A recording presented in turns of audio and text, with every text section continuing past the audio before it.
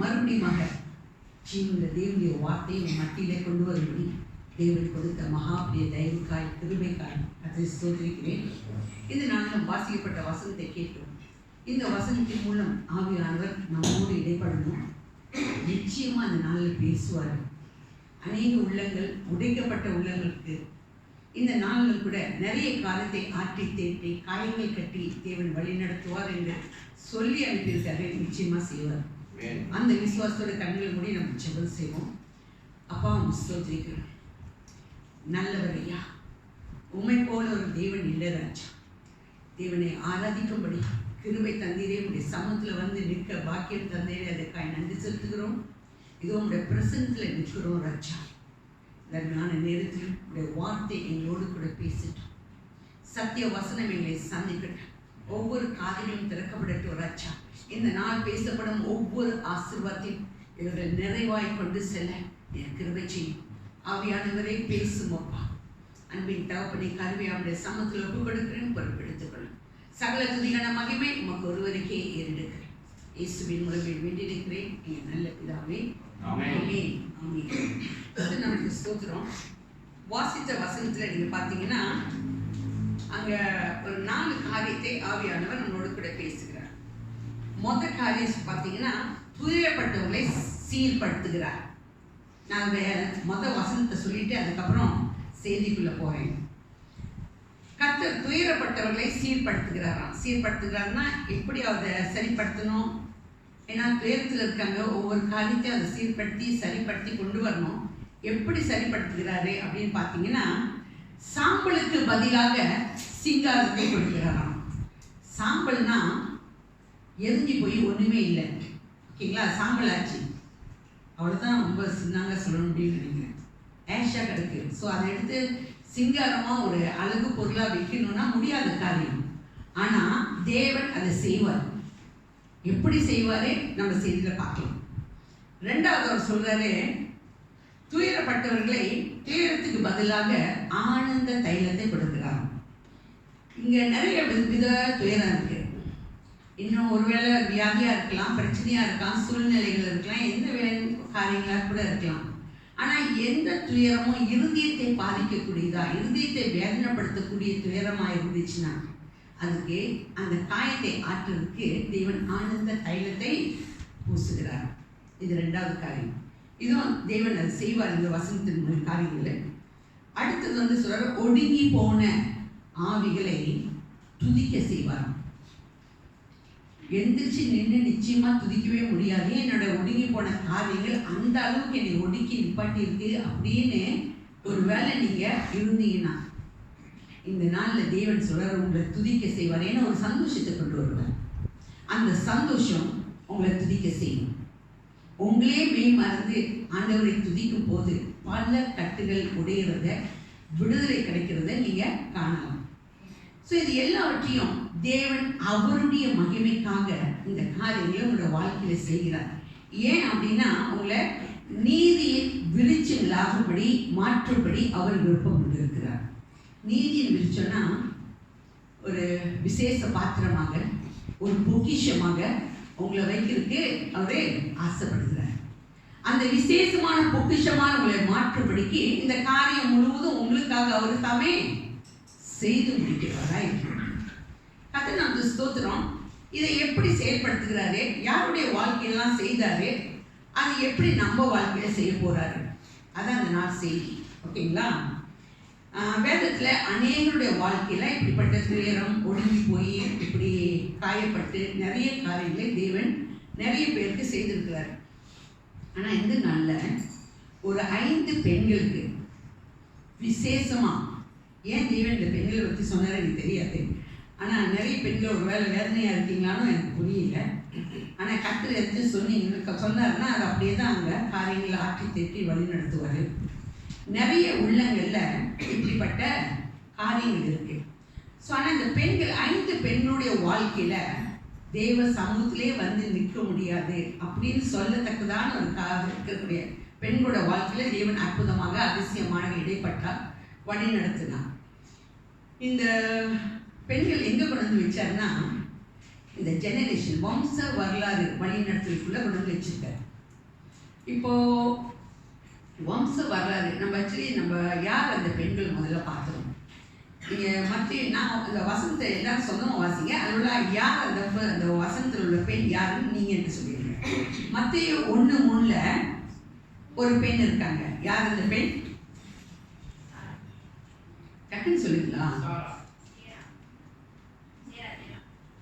Tamar. Tamar. Okay, English என்ன போட்டிருக்கு? Okay. 1:5 2 பேர் இருக்காங்க.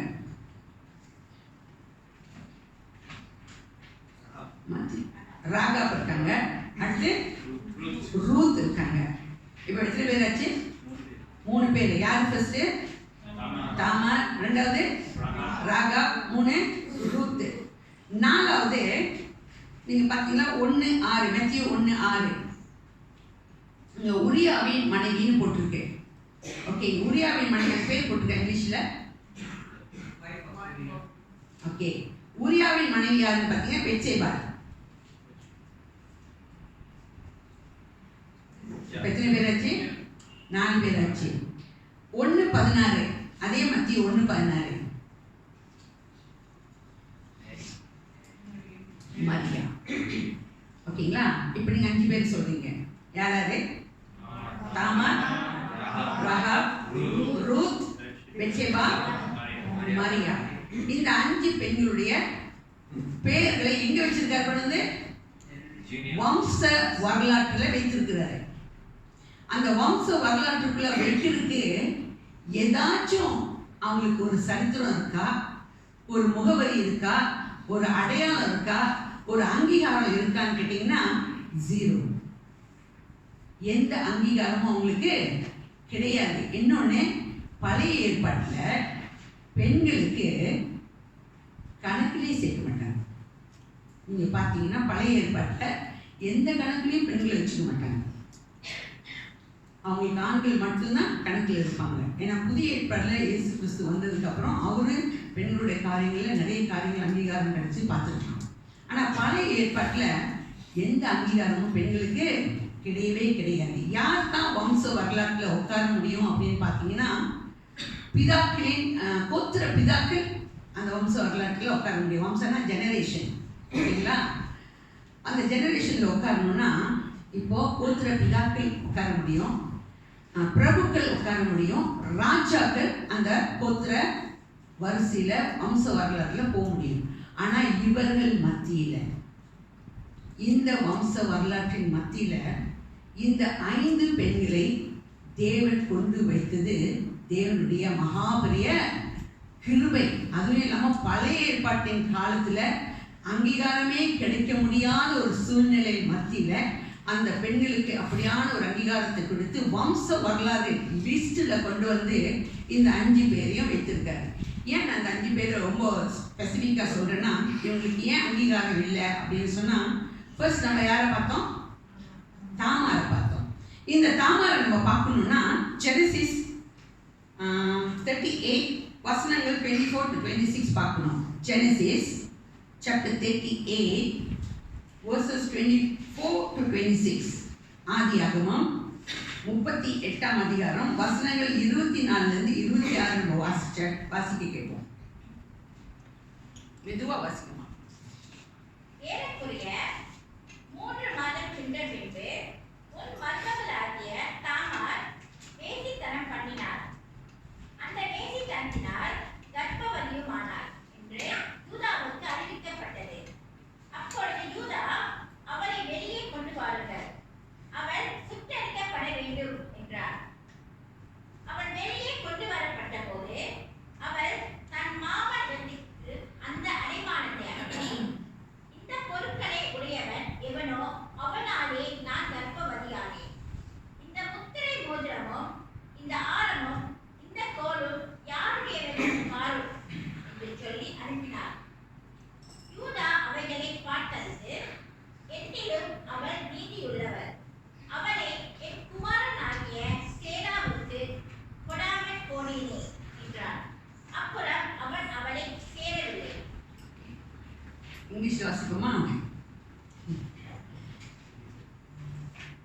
And it came to pass, about 3 months after, that Judah was told, saying, Tamar, your daughter-in-law, has played the harlot. Furthermore, she is with child by harlotry. So Judah said, bring her out and let her be burned.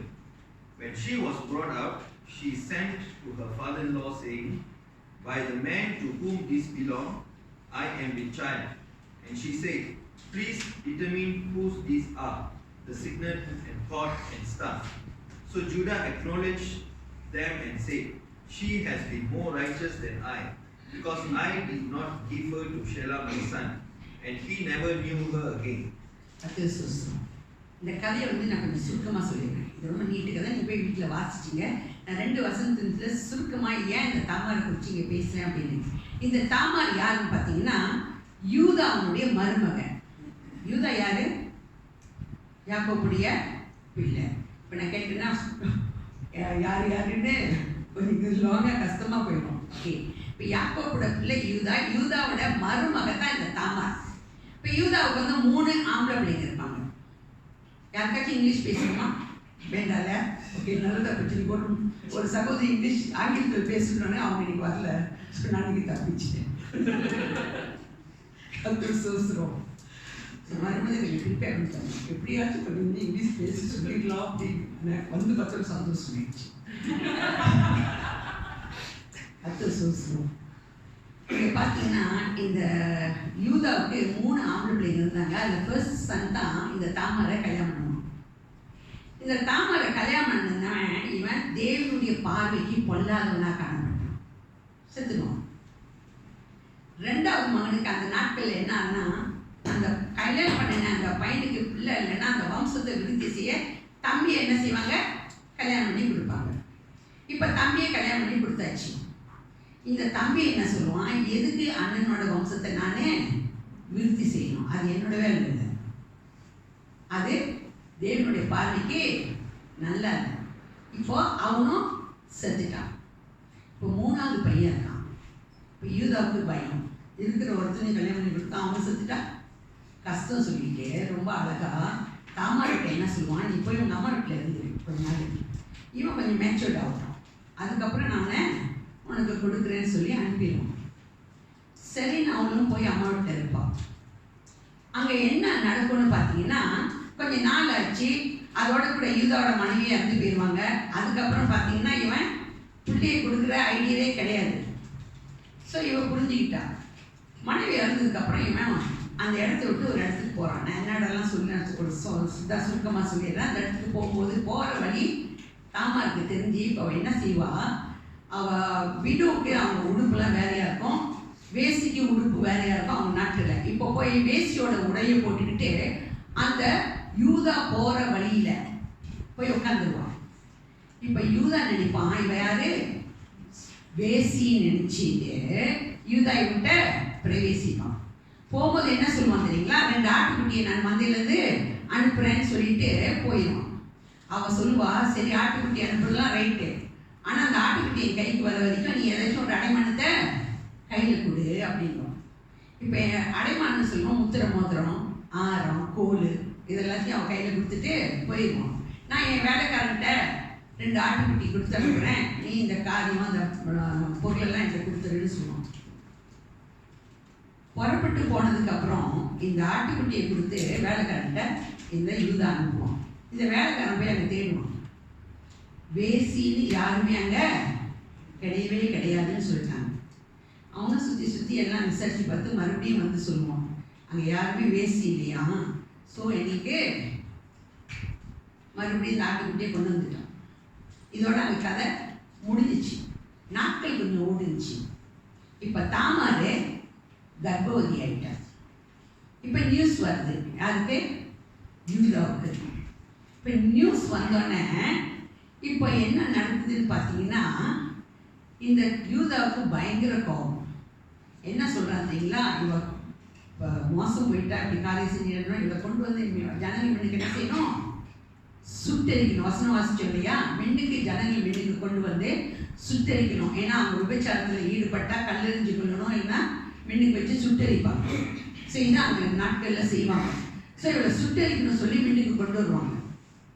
இவன் எவ்வளோ தெரியுமா என்ன சொல்ல தெரியுமா, அவனோட ஜாமான்லாம் வச்சிருப்பா இல்லையா, கொடுத்து அனுப்பி இவன் தான் என்னுடைய கர்ப்பத்துக்கு காரணம் அப்படின்னு சொல்லிடுவான். என்ன பேச முடியும்? எதுவும் பேச முடியும். அப்போ வசனம் சொல்லுது, அவள் என்னை விட நீதி உள்ளவள் அப்படின்ற ஒரு காரியத்தை அவன் யூதாவே சொல்லுவான். அதுக்கப்புறம் இந்த யூதா அவளை விட்டு பிரிஞ்சு போயிடுவான், காரியங்கள் முடிஞ்சிச்சு. ஆனால் இந்த காரியங்கள் நடக்கிறதெல்லாம் தேவனுடைய திட்டத்தின்படி ஒவ்வொரு காரியம் நடக்கும். நீங்கள் பார்த்தீங்கன்னா, ஏன்னா அந்த தாமாருடைய சன்னதியில் தான் இந்த வம்ச வரலாற்றின் காரியங்கள் ஒன்றுனா வந்துட்டு இருக்கும். ஸோ இந்த தாமாருடைய காரியம் இதான் ஷார்ட்டாக சொல்லிடுறேன். 5 பெண்களுடைய காரியத்தை ஷார்ட்டாக சொல்லிட்டு போயிருக்கேன். இது தாமாருடைய தான் கொஞ்சம் நீட்டமாக இருக்கும். அடுத்து நீங்கள் பார்த்தீங்கன்னா ராகா யாருன்னு தெரியுங்களா? ராகா முடிச்சு வாசிக்கணும்னா நீங்கள் ஜோஷுவா புத்தகத்துக்கு போயிடணும். ஜோஷுவா 2ஆம் அதிகாரம் 3ஆம் வசனத்திலிருந்து 5ஆம் வசனம் வரைக்கும் வாசிப்போம். Joshua 2nd chapter verses 3 to 5. அப்பொழுது எரிகோவின் ராஜா ராகா பண்டிகைக்கு ஜோஷுவா பார்த்து வரல chapter 2 verses 3 to 5.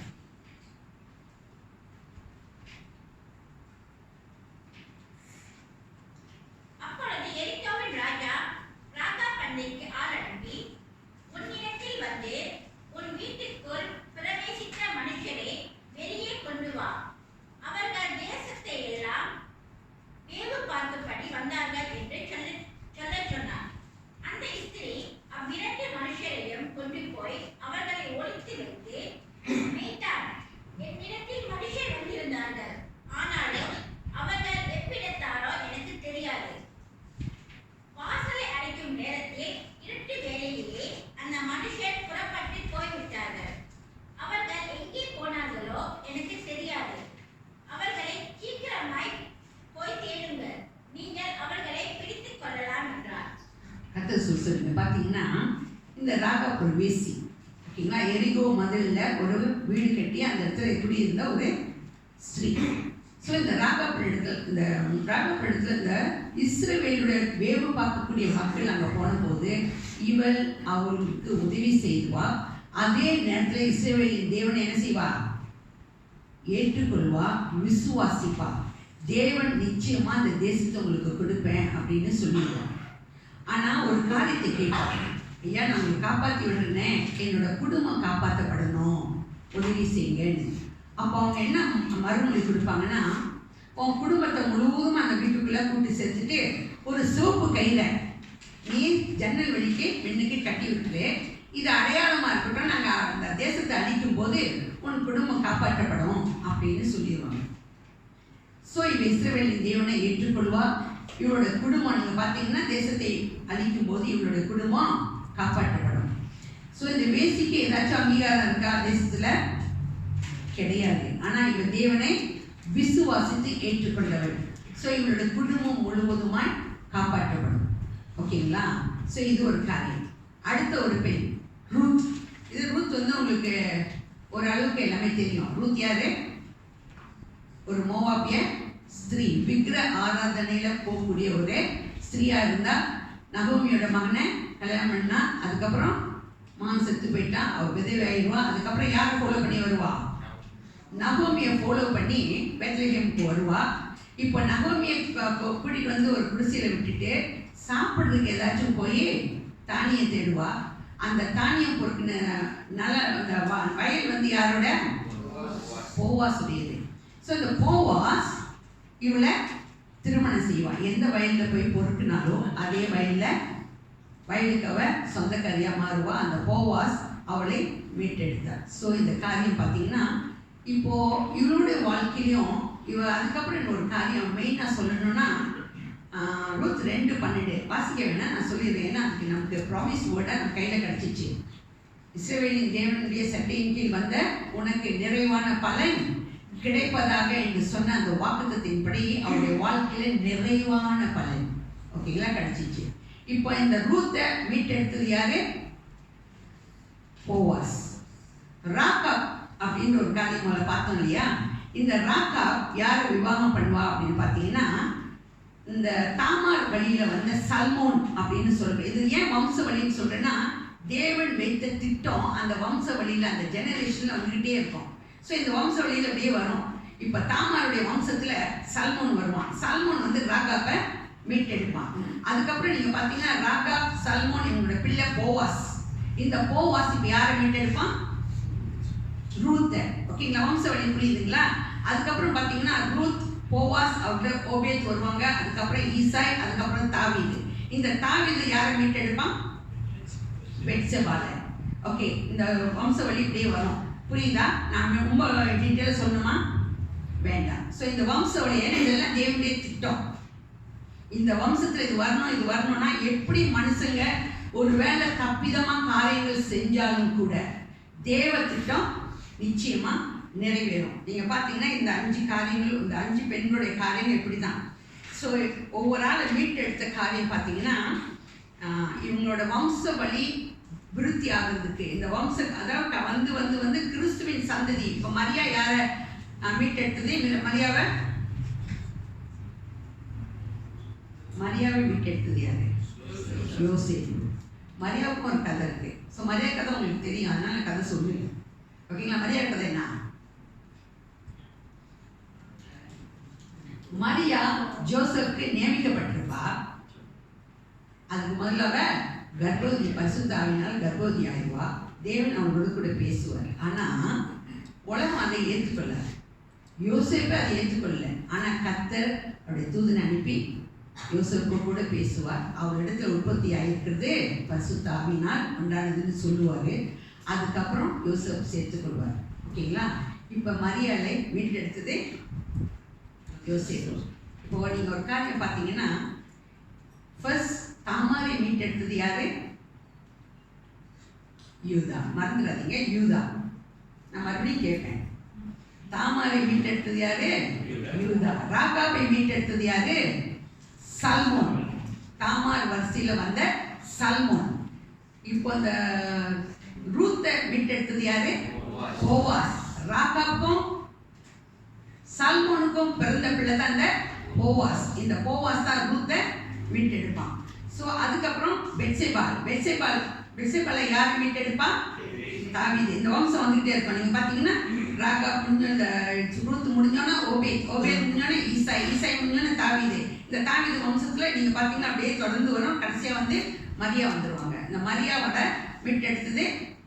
இந்த கதை வந்து நம்ம கொஞ்சம் உள்ள வச்சுக்கணும்.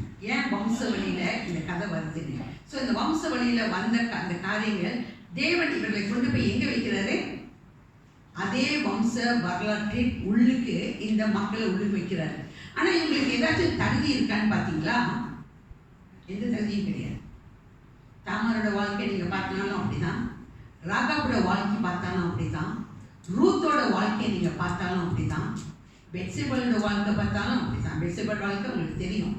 நேற்று சொல்லணுமா? பெத்செபாலை குறித்து சொல்ல வேண்டாம். பெத்செபால் தாவீது உங்களுக்கு நல்லாவே தெரியும். மரியா ஜோசப்போட காரியமும், ஏன்னா மரியா கொஞ்சம் தேவ கிருபை பெற்றவர். கொஞ்சம் வரும்போது புதிய ஏற்பாட்டுக்குள்ள அவங்க வராங்க. ஆனா புதிய ஏற்பாட்டுக்குள்ள அவங்கள நடத்தல. அங்கேயும் கல்லெறிஞ்சு கொள்ற நிலைமை தான் இருந்துச்சு. ஆனாலும் கூட அவங்க மீட்டெடுக்கப்பட்டாங்க. ஆனா ஒரு காரியம், இவர்கள் எல்லாரையும் மீட்டெடுக்கிறதுக்கு கர்த்தர் ஒரு மனிதர்களை பயன்படுத்தி தூக்கி எடுத்தார். ஆமாவா இல்லையா? மறுபடியும் கேட்கிட்டா, தாமாரை யார் மீட்டெடுத்தா? ராகாவை யார் மீட்டெடுத்தா? சல்மோன். ரூத்தை யார் மீட்டெடுத்தா? போவாஸ். பெத்செபாலை யார் மீட்டெடுத்தா? ஏலி. மரியாவை யார் மீட்டெடுத்தா? ஜோசப். இப்போ உங்களுக்கு தெரிஞ்சிச்சு வம்சம். இந்த வம்சம் தான் கொண்டு வந்து இங்க வச்சிருக்காரு, வம்ச வரலாற்று வச்சிருக்காரு. இவங்களெல்லாம் மீட்டெடுக்கிறதுக்கு மனிதர்களை தேவன் உபயோகப்படுத்தினார். ஆனா உங்களையும் என்னையும் மீட்டெடுக்கிறதுக்கு தேவன் வேற லெவல்ல மீட்டெடுத்தார். ஓகேங்களா? வாசிப்போமா? 1 பேதுரு வாசிச்சே தீரணும். 1 பேதுரு 1ஆம் அதிகாரம் 18-19. 1 Peter chapter 1 verses 18 and 19. I want both read in Tamil and English. உங்கள் முன்னோர்களால் பாரம்பரியமாய் நீங்கள் அனுசரித்து வந்த வீணான நடத்தையின்றி அறிவுள்ள வஸ்துகளை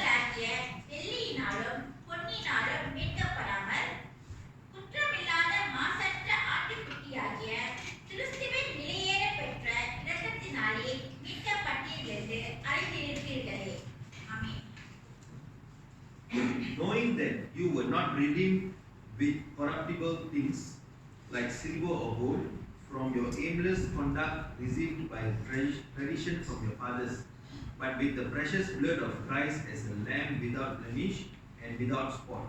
Amen. கர்த்தர் சொல்லி பார்த்தீங்கன்னா உங்களையும் என்னையும் மீட்டெடுத்து பொண்ணுனாலும் வெள்ளினாலும் கிடையாது. எப்படி மீட்டெடுத்தாரு? வெளியேறப்பட்ட ஆட்டுக்குட்டியின் ரத்தத்தை விலைக்கிரயமாய் கொடுத்து நம்மளை மீட்டெடுத்தார். அம்மாவா இல்லையா? இவங்களுக்கு கிடைச்ச கிருபை வம்ச வரலாற்றில் உட்காரக்கூடிய கிருபை யாருக்கு?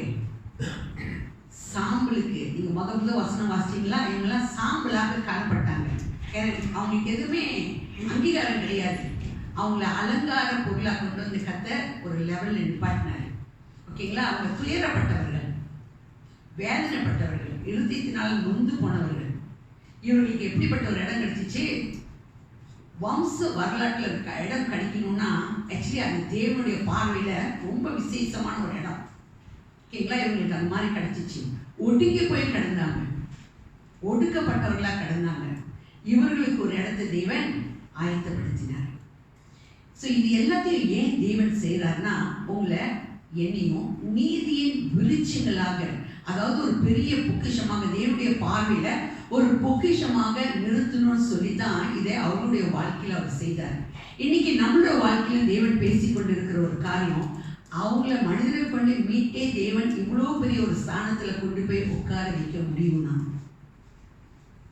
இவர்களை விட 1000 மடங்கு அதிகமாக நம்மளை நேசித்தபடியினால. எதனால மீட்டெடுத்தாரு? வெளியேறப்பட்ட ஆட்டுக்குட்டியின் ரத்தத்தினால் நம்ம மீட்டெடுத்த தேவன் நமக்கு செய்யறதுக்கு, நம்மளை ஆசீர்வதிக்கிறதுக்கு, நம்முடைய துயரத்தை போக்குறதுக்கு. ஒருவேளை நம்ம நிறைய காரியத்தில் துயரம், நிறைய காரியத்தில் ஒடுங்கி போய் கிடப்போம்.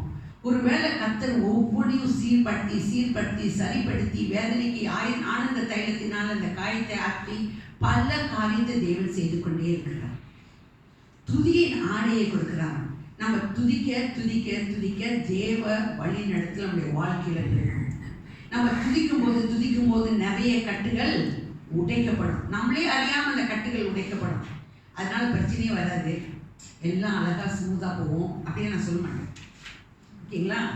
எவ்வளோ பிரச்சனை வந்தாலும் அந்த பிரச்சனையை மேற்கொள்றதுக்கு கர்த்தர் நம்மளோடு கூட இருப்பார். அது நிச்சயமான ஒரு காரியம். அத்தனை பிரச்சனை வரும். ஏன்னா நீங்கள் ஒரு படி மேலே போனால் 2 படி அவனுக்கு இறங்கணும்னு நினைக்கும். ஆனாலும் கூட தேவ தயவு, தேவ கிருபை, அவர்களை நடத்தின தேவன் நமக்கு அதுக்கும் மேலாக நடத்துவார் தான் அவங்க மத்தியில் நான் சொல்ல ஆசைப்படுவேன். ஒருவேளை நமக்கு நினைக்கலாம், ஒருவேளை எல்லாம் முடிஞ்சு போச்சு, இவ்வளோதான் போல இருக்கு, எனக்கு இவ்வளோதான். எத்தனை பேருடைய உள்ளங்கள் அப்படி இருக்கு எனக்கு தெரியல. என்னோட வாழ்க்கை எப்படி தான் சாம்பல் போல இருக்கு, நான் ஒடுங்கி போன வாழ்க்கையில் தான் வாழணும். இந்த காரியங்கள் இதெல்லாம் மாறும். எப்போ மாறும், எப்போ தேவன் ஏற்ற நேரத்தை வச்சிருக்காரு எனக்கு தெரியாது. ஆனால் எல்லாம் நிச்சயமாக மாறியே தீரும். ஓகேங்களா? தேவனுடைய சமூகத்தை நம்ம நிற்கிறோம். நிச்சயமாக நிறைய காரியங்கள் நம்ம தாமாரை போல இருக்கணும்னு சொல்லலாம். ஒருவேளை நாங்கள் ராகாவை போல எல்லா காரியங்கள் இருக்கலாம். ஒருவேளை ரூத்தை போல நம்ம காரியங்கள் இருக்கலாம். இந்த 5 பெண்களுடைய வாழ்க்கை காரியத்தில் ஒருவேளை நம்ம இருக்கலாம். ஆனால் அழைத்த தேவன் ஒரு திட்டத்தோடு அவங்கள வம்ச வரலாற்றில் வச்சார். ஆனால் உங்களையும் என்னையும் அழைச்ச தேவன் அப்படி இல்லை. என் தேவன் தற்காலிகமாக அழைச்சிட்டு உபயோகப்படுத்திட்டு தூக்கி எரிந்து விடுகிறோன்னு தேவன் அல்ல. ஓகேங்களா? நம்முடைய வாழ்க்கையை தேவன் நித்திய திட்டத்தோடு இணைத்திருக்கிறார். இது நமக்கு தெரியணும், அறிஞ்சு கொள்ளணும். இது நிச்சயமாக மனசில் ஆழத்தில் நம்ம போடணும். ஒரு திட்டத்தோடு என்னை அழைத்திருக்கிறார். ஏதோ கொஞ்ச நாள் யூஸ் பண்ணிட்டு உங்களை தூக்கி எறிஞ்சிட்டு போகவே மாட்டார். நம்மளை ஒரு காரியத்துக்கு அழைச்சிருக்காருன்னா அதை ஏன்னா மறுபடியும் நம்ம நினைவு கொண்டது. இவ்வளவாய் அன்பு கூர்ந்து அந்த பழைய ஏற்பாட்டிலே இந்த மக்களுக்கு இவ்வளவு கிருபை பாராட்டி வம்ச வரலாற்றில் கொண்டு வந்து வைக்க முடியும்னா நம்முடைய வாழ்க்கையை தேவன் திட்டத்தின்படி வைத்திருக்கிறதுனால நம்மளை எந்த லெவலுக்கு கொண்டு போகிறார் தெரியுங்களா? அவர் இன்னொரு வசனம் சொல்றாரு, எந்த லெவலில் கொண்டு போய் வைக்கணும்னு அவர் ஆசைப்படுற லெவலும் இருக்கு. அதே 1 பேதுரு 2ஆம் அதிகாரம் 9ஆம் வசனத்தை வாசிப்போம். 1 Peter chapter 2 verse 9. இது நமக்கு எப்போதும் நம்ம வாசிக்கிற ஒரு வசனம். நீங்களோ உங்களை அந்த காலத்திற்கு நம்முடைய ஆச்சரியமான ஒளி நிலத்திற்கு வரவழைத்து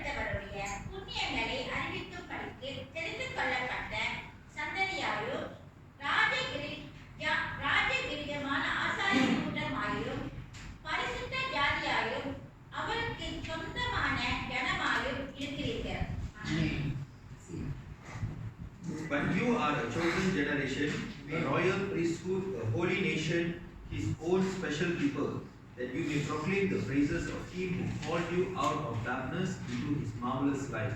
கர்த்தர் ஸ்தோத்திரம். இந்த அபிஷேகத்தை நம்ம மேல இந்த காலை வேளையில வைக்கிறார். ஓகேங்களா? இந்த அபிஷேகத்துக்குள் நம்மளை நடத்துறதுக்கு தான் தேவன் இவ்வளவு நேரமா யாரை குறித்து பேசிட்டு இருந்தோம்? இந்த 5 பெண்களை குறித்து. இவரோட பாத்திரம் எங்க கொண்டு வச்சாரு? வம்ச வரலாறு. ஆனா நம்மளை கொண்டு எங்க வச்சிருக்காரு தெரியுங்களா? ராஜரிக கூட்டமாயும் ஆசாரிய கூட்டமாயும் வச்சிருக்காங்க. ஸோ உங்களுக்கு அதை நான் விவரித்து சொல்ல வேணாம். ஓகேங்களா? உங்களுக்கு புரியும் யார் ராஜரிக கூட்டம், யார் ஆசாரிய கூட்டமாக இருக்கிறாங்கன்னு. ஸோ இப்படி இருக்கும்போது நம்முடைய வாழ்க்கை காரியங்கள் என்ன நடக்கும் அப்படின்னீங்கன்னா, உங்களை பார்க்குறவங்க நீங்கள் போய் சொல்லாமே இவர்கள் ஆராதிக்கிற தேவன் நல்லவர்னு சொல்லுவாங்க. இவங்க ஆராதிக்கிற தேவன் நான் என் ஆண்டவனா ஏற்றுக்கொண்டா என் வாழ்க்கை நல்லா இருக்கும்னு நினைப்பாங்க. நிச்சயமாக நினைப்பாங்க. நீங்கள் போய் காரியங்களை சொல்கிறதுக்கு முன்பாக உங்களோட வாழ்க்கை அவங்களுக்கு படிச்சுக்குவாங்க. ரொம்ப காரியங்கள் நம்மளோட வாழ்க்கையில் நடத்துவார். ஸோ இந்த ராஜரிக கூட்டமாக நிப்பாட்டுறதுக்கு தான் தேவன் இந்த காரியங்களை நம்மளோட வாழ்க்கையில் நடத்தி கொண்டு இருக்கிறார். அவங்களுக்கு பாராட்டின அதே கிருபை, அதை விட 1000 மடங்கான கிருபையை அவருடைய ரத்தத்தினால வாங்கப்பட்ட நமக்கு தேவன் கொடுக்கறதுக்கு ரெடியாக இருக்கார். இது நம்ம பெற்றுக்கொள்ளணும். நீங்கள் தொடர்ந்து வாசிச்சிங்கன்னா சில சமயங்களில் ட்ராக் தவறி கொஞ்சம் போயிடும். நிறைய நேரத்தில் பிசாசு எங்கே போயிட்டு நல்லா வந்துடும், எல்லாம் வந்துடும். கரெக்டாக கொஞ்சம் அப்படியே நவலித்து எங்கே போயிடுவோம்? ட்ராக்டை விட்டு போயிடும். நீங்கள் அங்கே 2 பேர் நீங்கள் வாசிக்க வேண்டாம். நீங்கள் தொடர்ந்து வாசிச்சிங்கன்னா கொஞ்சம் கொஞ்சம் அப்பப்போ ட்ராக்டை விட்டு போயிடும். சில சமயத்தில் தெய்வ வார்த்தை புறப்பட்டு வரும். எங்கே கொண்டு வந்து நிப்பாட்டிருக்கு? சரியான ட்ராக்கில் கொண்டு வந்து நிப்பாட்டி அந்த ஓட்டத்தை ஓடுறதுக்கு விட மாட்டார். நிச்சயம் விட மாட்டார். ஏன்னா தேவ வார்த்தை ஒவ்வொரு வாரமும் புறப்பட்டு வரும்போது ஒவ்வொரு மாதிரியாக தேவாவியானவர்களோடு கூட பேசி கொண்டிருக்கிறார். ஸோ ஒருவேளை ஒரு வார்த்தையை நம்மளை தேற்றி கொண்டிருந்தாங்க, மறு வார்த்தை ஒருவேளை நம்ம நழுவி போயிட்டாங்க. சில காரியங்கள் வராதுன்னு நான் சொல்லவே மாட்டேன். ஏதாச்சும் ஒரு காரியம் வந்துடும். ஏதாச்சும் ஒரு காரியம் நம்ம ட்ராக்கை விட்டு போகணுன்ற மாதிரி வரும். ஆனால் தேவ வார்த்தை நிச்சயமாக மறுபடியும் சொல்லிட்டா அந்த சுக்கான் போல. சுக்கான்னா என்ன? கப்பலுக்குள்ள ஸ்டேரிங் தெரியாது, தயவு செய்து சொல்லாது. அவ்வளோ ஒரு சுக்கானுக்கு ஒரே ஒரு ஸ்டேரிங், அது பேர் சுக்கான். ஸ்டேரிங்னு சொல்ல மாட்டேன். இந்த கப்பலில் அந்த சுக்கான் என்ன செய்யும்? கரெக்டாக போக வேண்டிய இடத்துல கரெக்டாக திருப்பிடும். அதான் தெய்வ வார்த்தை. அதுக்குள்ள வல்லமை, அவ்வளோ வல்லமை இருந்தது. அந்த வார்த்தை ஒவ்வொரு வாரமும் நமக்கு புறப்பட்டு வரும். சில காரியத்தை சரியான ட்ராக்கில் கொண்டு நிப்பாட்டுக்கு தேவன் அதை செய்வார். ஒரு வேளை நமக்கு பலவித வியாதி, பிரச்சனை, சூழ்நிலைகள், வேதனைப்படுத்துறது, பிசாசு. அதான் சொன்னேன், பிசாசு எதையாச்சும் முட்டி காரியங்கள் செஞ்சு கொண்டே இருப்பான். ஆனால் நிறைய பேர் சொல்கிறாங்க, எனக்கு வியாதியை கொடுத்து கர்த்தர் இது பொதிச்சு கொடுத்தாரு, கஷ்டத்தை கொடுத்து எனக்கு இதை பொதிச்சு கொடுத்தாரு. எனக்கு வேற விதமாக பொதிச்சு கொடுக்குறாரு தெரியல. எனக்கு வியாதி வரும்போதும் கஷ்டம் வரும்போதும், ஏன்னா நான் வேதத்தில் வாசிக்கும் போது நான் ஒருத்தர் கேட்டேன். நான் சுபாங்கில் இருக்கும்போது ஒருத்தர் கேட்டேன்.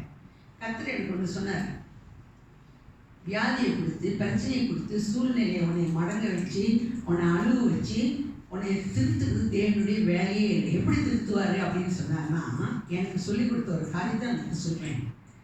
பேதரோட காரியத்தில் எப்படி அவரை திருத்தினார்னா, நிறைய பிளஸ் பண்ணி திருத்தினார். அவன் சோர்ந்து போய் முழுவதும் பிரயாசப்பட்டு மீனே கிடைக்கலன்னு சொல்லி உட்காந்துட்டான். அந்த படகுல இருந்து தேவன் வார்த்தையை பிரசங்கித்தார். அதுக்கப்புறம் சொன்னாரு, போய் வலைகளை போடுங்கள் அப்படின்னாரு. என்ன சொன்னாரு? ப்ளூரல்ல சொன்னாரு. வலைகள் என்ன? 3 வலை போடணும். அவன் கொஞ்சம் பகுதி விசுவாசி, பகுதி, ஏன்னா முழுவதும் பிரயாசப்பட்டான். மீனுங்கெல்லாம் ராத்திரி தான் வரும்.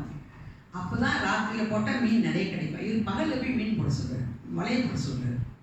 ஏதாச்சும் கிடைக்குமா இருந்தாலும் சொல்கிறாரேன்னு சொல்லி வார்த்தைக்கு ஒரு வலையை போட்டான். எவ்வளோ மீன் கிடச்சிச்சு? ஒரு படகு கிடச்சிச்சா, நிறைய படகு கிடச்சிச்சா மீன். பக்கத்துலலாம் கூப்பிட்டு மீனை நிறைக்க சொல்லி கூப்பிடுற அளவுக்கு ஏன்னா ஏற்கனவே சொல்லிட்டாரு கிடைக்கும்னு. ஆனாலும் கூட அவன் அரை மனசா போனதுனால ஒரு வலை மீன் கிடைக்காது. நிறைய படகு நிறைய தக்கதான மீனை கொடுத்தாரு.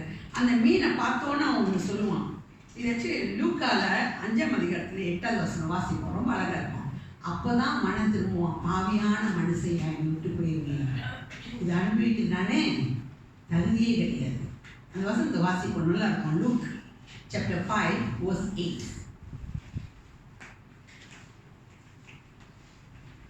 சீமோன் பேதுரு அதைக் கண்டு இயேசுவின் பாதத்தில் விழுந்து, ஆண்டவரே, நான் பாவியான மனுஷன், நீர் என்னை விட்டு போக வேண்டும் போதும். என்றான். கர்த்தர் சுசம் எப்படி திருத்துறாருன்னா, நிறைய அப்படி அள்ளி விட்டுட்டு அப்படியே மனசுல கண்ணில் தண்ணி இப்படி ஊத்த ஊத்த, இப்போ நீங்கள் நின்று சொல்லுங்க, என் தேவனோட பாவம்லாம் அப்போ தெரியும். நான் என் தேவனுக்கு முன்பாக சரியா நிற்கிறேன்னா பாவியா நிற்கிறேன்னா எப்போ தெரியும்? இப்படி நிறைய எனக்கு கற்றுக் கொடுத்த வெளியிலா ஒருவேளை வியாதியை கொடுத்து கஷ்டத்தை கொடுத்து பாரத்தை கொடுத்து இப்படி கற்றுக் கொடுக்குறாங்களா எனக்கு தெரியல. நான் அப்படிதான் நினச்சிட்டு இருந்தேன் ஒரு காலத்தில். இப்படிதான் கொடுத்தாருன்னா நான் இருந்து திருந்தி வந்துடணும், இல்லை வந்துடணும் அப்படின்லாம் யோசித்தேன். ஆனால் எனக்கு கற்றுக் கொடுக்கும்போது இந்த ஒரு வசன ஆவியானவர் பேச ஆரம்பித்தார். நிறைய அப்படி அள்ளி கொடுத்து அவன் சொன்னா, நான் பாவியான மனுஷங்க, என்னை விட்டுட்டு போயிருப்பேன், எனக்கு தகுதியே கிடையாது, இவ்வளோ கொடுக்குறீங்க. படகு நிறைய நிறைய கொடுப்பார். என் தேவன் இந்த காலை வேளையில் பேசும்போது ஒரு காரியத்தை மறுபடியும் சொல்லிட்டு இருக்காரு. தேவ கிருபை உடைய வாழ்க்கையில் வேலை பார்க்கும். நீங்கள் எப்படிப்பட்ட பிரச்சனை மத்தியில் கடந்து போயிட்டு இருக்கீங்கன்னு எனக்கு தெரியாது.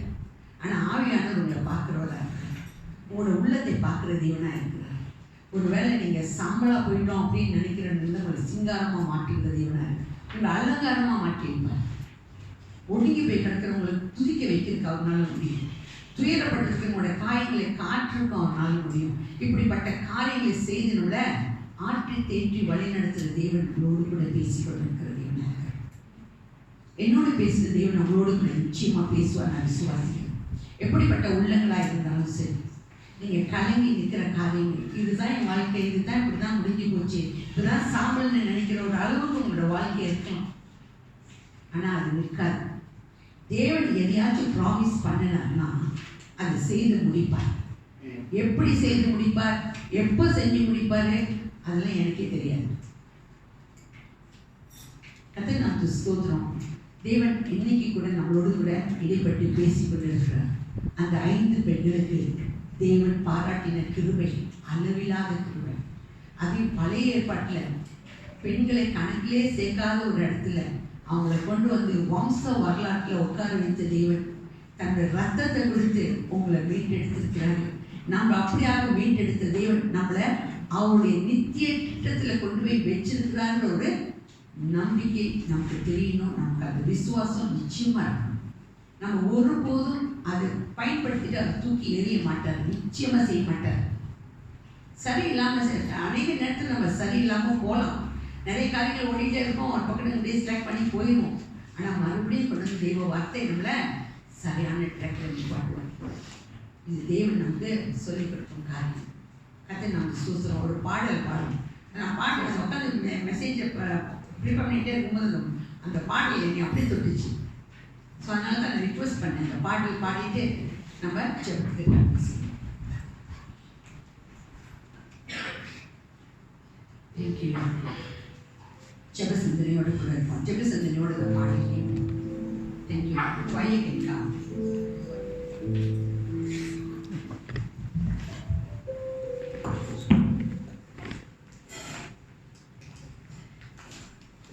Praise God. Thank you. Father, ஸ்தோத்திரிக்கிறோம், துதிக்கிறோம்.